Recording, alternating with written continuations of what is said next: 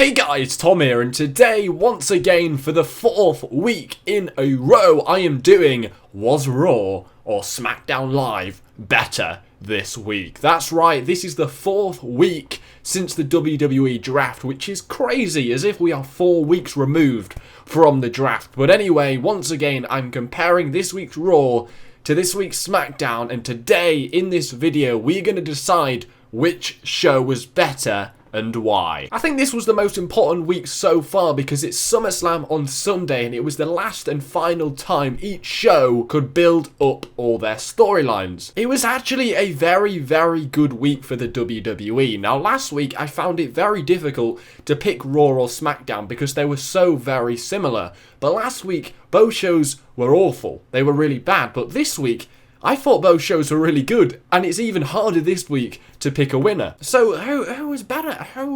Now, last week I gave Raw the win, so at the moment it's 2-1. We're in episode 4, so who is going to win in the 4th episode? I'm going to say SmackDown Live was better this week, which makes it 2-2 so far. We are split. We are even going into SummerSlam. I honestly think this was, probably the best week since the draft for both shows. Two very, very solid shows. Raw definitely did not feel like 3 hours this week. It went by very fast.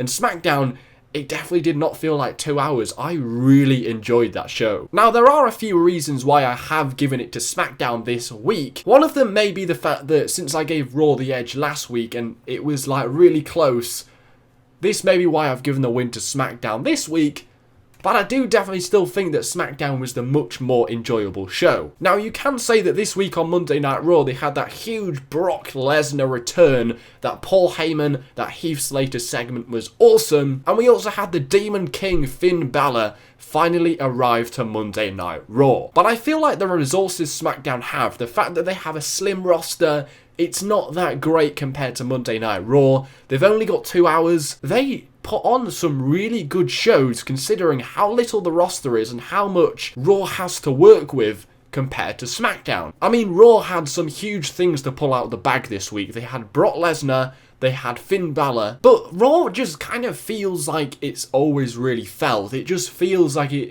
nothing's really changed since the draft. But over on SmackDown this week, I really feel like it feels like there is a change going on. There's a revolution in the air on SmackDown, and there really was a buzz in the air whilst watching this week's SmackDown Live. SmackDown is so much better than it was before the draft. It's unbelievable, and this week just proved it beyond any shadow of a doubt. SmackDown is a must-watch show every single week. Now, Raw was good, but it wasn't really anything we're not really used to seeing. But SmackDown was awesome. There really is a revolution going on. We had that awesome Dolph Ziggler promo, which we would not have got on a SmackDown before the WWE draft. I mean, Dolph Ziggler's getting a huge push right now, which he wouldn't have got if it wasn't for SmackDown Live being its own brand. We've also got a really cool tag team division going on right now, which was highlighted on this week's show in that huge 12-man tag team match. So we had the Usos, American Alpha, and the Hype Bros teaming up to take on the Vaudevillains, The Ascension, and Breezango. Pretty fantastic match. I think they could really do great things with this tag team division. Before the draft, we didn't really care much about these tag teams, but with a belt introduced to SmackDown, they could really make some big stars, and I really do feel like it feels like there's a really great revolution going on the SmackDown Live roster. American Alpha are great, but it just feels like they're giving every other tag team a little bit more spotlight to show everybody what they can do. But over on Raw, it just kind of feels like the same things are happening over again. You've got Rusev, this dominant heel, taking on Roman Reigns, who's getting a huge push even after he's out of the WWE title picture. We've kind of seen that all before. I also really like how they're building up all the women on SmackDown, and that was definitely clear on this week's SmackDown Live. Now, Eva Marie has now been suspended, which is interesting, but I actually quite genuinely like what they're doing with Eva Marie. She's actually genuinely getting some pretty solid heel heat in a really unique way. They're thinking of any excuse to not have this woman wrestle, but it's really unique and they're really building up some characters in the women's division. I also really like this week how they kind of repackaged Naomi. She's showing some really great character. I think this could be great. She came out with the glow sticks. She looked really colourful. I think she can really get over with this gimmick. I mean, she's been Naomi for like 2 years now. She's been a diva, she's been a women's wrestler, but she hasn't really shown much character. But repackaging her on this week's SmackDown, it looked great and just proved to me that we are really watching a revolution here. I also love the fact that they're giving Heath Slater a chance and he's actually, in a weird way, making a name for himself. I loved that segment with Shane McMahon, Daniel Bryan, Randy Orton and Heath Slater at the start of the show. He brought them a basket of food. He wants that contract so badly. I love this. And it was even better when he actually accidentally won the match when Randy Orton got himself disqualified. He was going to sign it and he said Shane was Stephanie McMahon. And he got Mick Foley mixed up with Daniel Bryan and he said he preferred Mick Foley more than Daniel Bryan. Shane McMahon takes the contract away and Heath Slater still isn't signed. But the stuff Heath Slater is coming out with is great. We are really watching something new and fresh on SmackDown. And even the general manager on SmackDown, Daniel Bryan and Shane McMahon, they just look like they're having so much fun on the show. I love it. Now, Mick Foley and Stephanie McMahon, they're kind of having fun on the show, but it doesn't really feel like we're getting anything more than we used to get before the draft. I mean, we're getting like decent shows on Raw, but there's nothing really that outstanding and nothing has actually changed that much. SmackDown are giving spotlight to huge new names that we've never seen before, but Raw's just kind of doing the same thing that they always have done. And I think people are a little bit bored of that now. You know, the Luke Gallows and Carl Anderson and the New Day thing is fine, but it's not really amazing. It's not something we haven't really just seen before, where you've got these big heel dominant tag teams going after the New Day's titles. Raw was decent, but there was just some crap in the middle of it. Charlotte against Alicia Fox.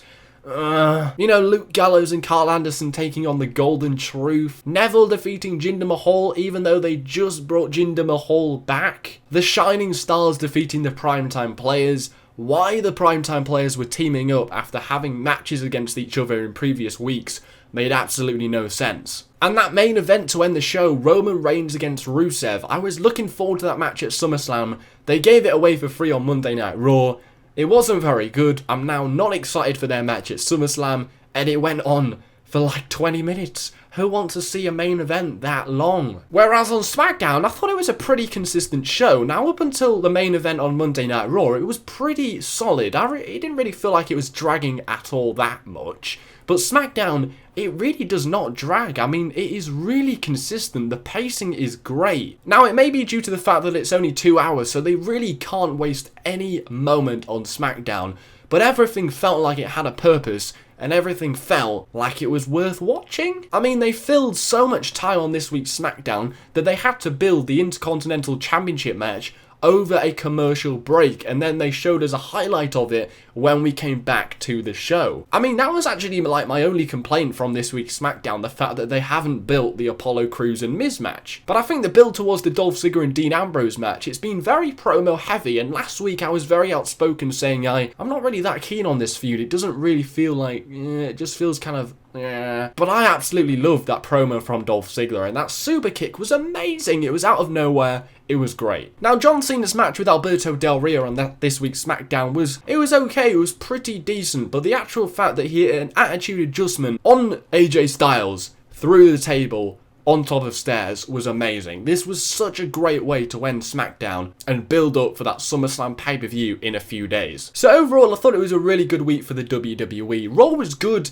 but it just wasn't as good as SmackDown. Now, Raw has some cool things. It had that Heath Slater segment with Brock Lesnar. We had the Demon King coming out with Seth Rollins. I absolutely loved how they had Seth Rollins looking for the Demon King the whole way through the show. That was all great, but it's not really something we haven't seen before. I mean, it's not anything too special, and it doesn't feel like anything's changed since the draft. Which means we've also got a lot of crap in between the good stuff on Monday Night Raw, due to the fact it is 3 hours long. And it does really feel like on every single Monday Night Raw, they do things to fill the time. But on SmackDown, you've got something special going on. It feels like we've got something different, a revolution. We're getting new stars being built up every single week. SmackDown is something different that we haven't seen before, whereas Raw is just doing the same things over and over again. New stars are being built on SmackDown. They're not really wasting a lot of time in those 2 hours. The general managers look like they're having so much fun. And with the limited resources they have, they're still doing some really great stuff. And this week was just another prime example of a great SmackDown Live. Great promo from Dolph Ziggler and Dean Ambrose to start the show. I'm loving the tag team division at the moment, especially with how good American Alpha are looking. That Eva Marie thing has actually turned into something pretty interesting. Now, I don't know what they're going to do for the next 30 days. Technically, they could just carry on doing what they're doing, because she's not going to turn up anyway. I love how they're making a name for Heath Slater. He genuinely looks like he's trying so hard, and he's a really good worker when he tries. Naomi being repackaged was great this week, and I love that John Cena main event against Alberto Del Rio, AJ Styles on commentary, building his matchup against Cena. We then get an attitude adjustment through the table to end the show. Overall, both shows rounded up their storylines pretty well going into SummerSlam.